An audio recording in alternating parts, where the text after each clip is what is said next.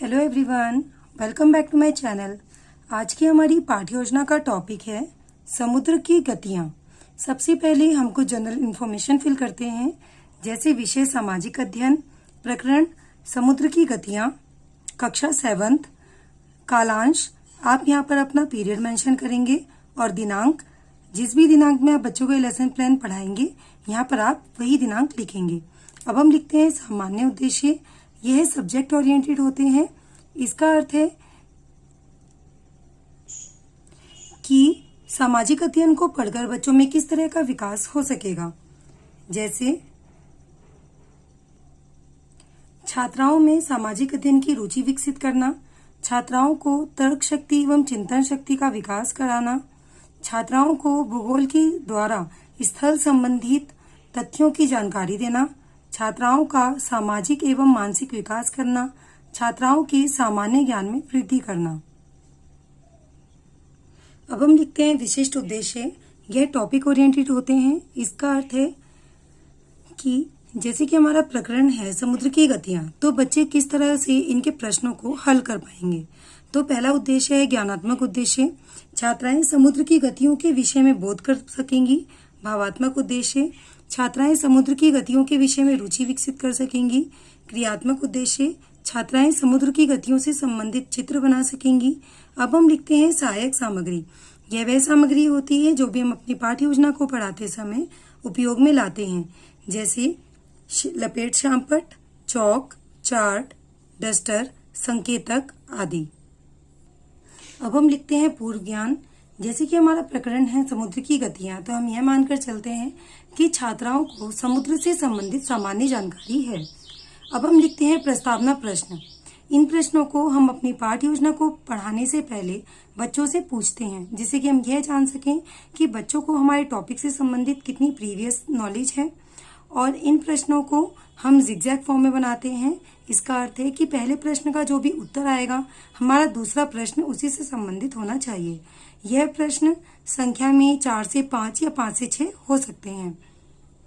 इसके लिए हमें एक टेबल बनानी होती है, जिसमें लिखते हैं क्रम संख्या, छात्राध्यापिका क्रिया और छात्रा क्रिया। हमारा पहला प्रश्न है, हम किस ग्रह पर रहते हैं? तो बच्चे आंसर करेंगे पृथ्वी पर। पृथ्वी को और किस नाम से जानते हैं? तो बच्चे आंसर करेंगे नीला ग्रह। पृथ्वी को नीला ग्रह क्यों कहा जाता है? तो बच्चे आंसर करेंगे कि जल की अधिकता के कारण पृथ्वी को नीला ग्रह कहा जाता है। जल सबसे अधिक मात्रा में कहाँ पाया जाता है? तो बच्चे आंसर करेंगे समुद्र या सागर में। अब हमारा अगला प्रश्न है, समुद्र का जल ऊपर नीचे उतार चढ़ाव को क्यों होता है? तो बच्चे आंसर करेंगे समुद्र जल की गति के कारण। समुद्र जल की गतियों के बारे में आप क्या समझते हैं? हो सकता है कुछ बच्चे इसका आंसर दें और हो सकता है कुछ बच्चे इसका आंसर ना दे पाएं। हम यहाँ पर लिखेंगे संभावित उत्तर। अब हम लिखते हैं उद्देश्य कथन। छात्राओं, आज हम समुद्र की गतियों के विषय में विस्तार पूर्वक अध्ययन करेंगे। अब हम अपने शिक्षण बिंदु बनाते हैं। इसके पाठ्य योजना में हमें 3 शिक्षण बिंदुओं को बनाना होता है। इसके लिए हम एक टेबल बनाएंगे, जिसमें लिखेंगे शिक्षण बिंदु, अपेक्षित व्यवहारिक उद्देश्य, शिक्षण अधिगम अनुभव, छात्राध्यापिका क्रिया, छात्रा क्रिया, शिक्षण विधि, प्रविधि एवं सहायक सामग्री और मूल्यांकन। हमारा पहला शिक्षण बिंदु है समुद्र की गतियां। अपेक्षित व्यवहारिक उद्देश्य में लिखेंगे छात्राएं ज्ञान का प्रत्यास्मरण करेंगी। छात्राध्यापिका क्रिया, विकासात्मक प्रश्न। समुद्र का जल कैसा रहता है? तो बच्चे आंसर करेंगे उतरता चढ़ता रहता है। समुद्र की गतियों के विषय में आप क्या समझते हैं? हो सकता है कुछ बच्चे इसका आंसर दें और हो सकता है कुछ बच्चे इसका आंसर ना दे पाए। हम यहाँ पर लिखेंगे संभावित उत्तर। हमने यहाँ पर बच्चों से प्रश्न पूछे हैं, इसलिए शिक्षण विधि प्रविधि में लिखेंगे प्रश्नीकरण प्रविधि।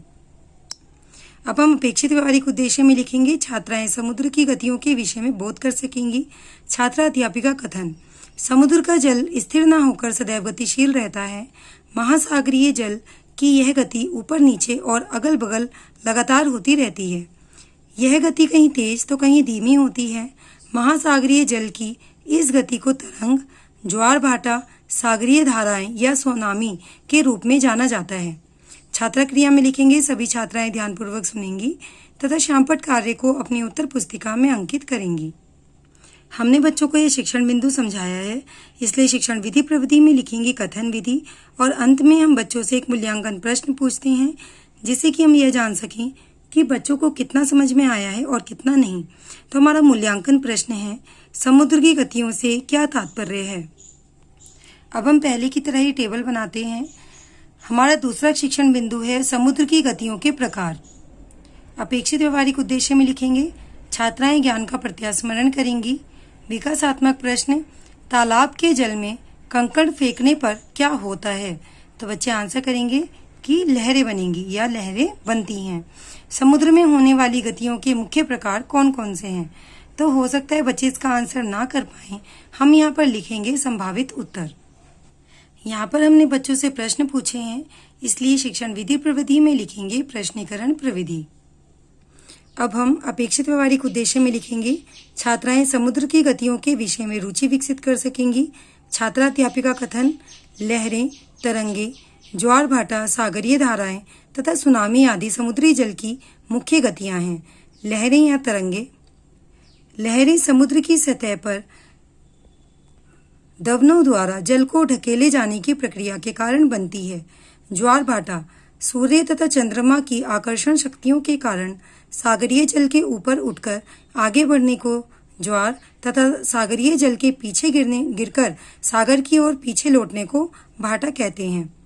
महासागरीय जलधाराएं, महासागरों में एक निश्चित दिशा में नदी की तरह बहते जल को महासागरीय धाराएं कहते हैं। हमने ये शिक्षण बिंदु बच्चों को समझाया है, इसलिए शिक्षण विधि प्रविधि में लिखेंगे कथन विधि। और हमारा प्रश्न है, लहरों से क्या तात्पर्य है। अब हम पहले की तरह ही टेबल बनाते हैं और हमारा तीसरा शिक्षण बिंदु है सुनामी। अपेक्षित व्यवहारिक उद्देश्य में लिखेंगे छात्राएं ज्ञान का प्रत्यास्मरण करेंगी। विकासात्मक प्रश्न, समुद्र में आने वाली आपदा कौन सी है। छात्रा उत्तर, बच्चे आंसर देंगे सुनामी। सुनामी से क्या आशय है। हो सकता है कुछ बच्चे इसका आंसर दें और हो सकता है कुछ बच्चे इसका आंसर ना कर पाए। हम यहाँ पर लिखेंगे संभावित उत्तर। हमने यहाँ पर बच्चों से प्रश्न पूछे हैं, इसलिए शिक्षण विधि प्रविधि में लिखेंगे प्रश्नीकरण प्रविधि। अब हम अपेक्षित व्यवहारिक उद्देश्य में लिखते हैं छात्राएं सुनामी के विषय में रुचि विकसित कर सकेंगी। छात्राध्यापिका कथन, सुनामी जापानी शब्द है जिसका अर्थ है विनाशकारी लहरें जो भूकंप द्वारा उत्पन्न होती हैं। यह तटीय भागों पर विनाश करती हैं। ये जलधाराएं अत्यधिक तीव्र गति से आती हैं तथा अपने आसपास की जगहों पर वह आबादी को अत्यधिक मात्रा में जान माल की हानि पहुंचाती हैं। छात्रा क्रिया में लिखेंगे, सभी छात्राएं ध्यानपूर्वक सुनेंगी तथा शामपट कार्य को अपनी उत्तर पुस्तिका में अंकित करेंगी। हमने यहाँ पर बच्चों को शिक्षण बिंदु समझाया है, इसलिए शिक्षण विधि प्रविधि में लिखेंगे कथन विधि और अपने शिक्षण बिंदु से संबंधित कोई भी चित्र बच्चों को चार्ट पेपर पर बनाकर दिखाएंगे। उसी का एक छोटा रूप हम अपनी पाठ्य योजना में भी चिपकाएंगे। हमने यहाँ पर बच्चों को चार्ट पेपर दिखाया है, इसलिए शिक्षण विधि प्रविधि में लिखेंगे प्रदर्शन प्रविधि। और हमारा मूल्यांकन प्रश्न है, सुनामी से क्या तात्पर्य है। अब हम बच्चों से पूछते हैं पुनरावृत्ति प्रश्न। यह सही गलत, रिक्त स्थानों की पूर्ति कीजिए, मिलान कीजिए, एक शब्द में उत्तर दीजिए या एक वाक्य में उत्तर दीजिए हो सकते हैं। हमारा प्रश्न है, रिक्त स्थानों की पूर्ति करें। समुद्र में डैश जैसी आपदाएं आती हैं। समुद्र का जल स्थिर न रहकर डैश रहता है। सुनामी डैश भागों पर विनाश करती है। अब हम लिखते हैं शामपट कार्य। इसके लिए हमें शामपट की तरह ही एक ब्लैक चार्ट अपनी पाठ्य योजना में चिपकाना होता है और उसमें ब्लैक बोर्ड की तरह ही एंट्रीज फिल करते हैं, जैसे विषय सामाजिक अध्ययन, प्रकरण समुद्र की गतियां, कक्षा 7th, दिनांक और कालांश आप अपने अनुसार ही लिखेंगे। समुद्र की गतियां, समुद्र का जल स्थिर न होकर गतिशील रहता है।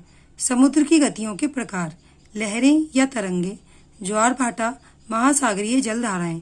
सुनामी, सुनामी जापानी शब्द है जिसका अर्थ है विनाशकारी लहरें जो भूकंप द्वारा उत्पन्न होती हैं।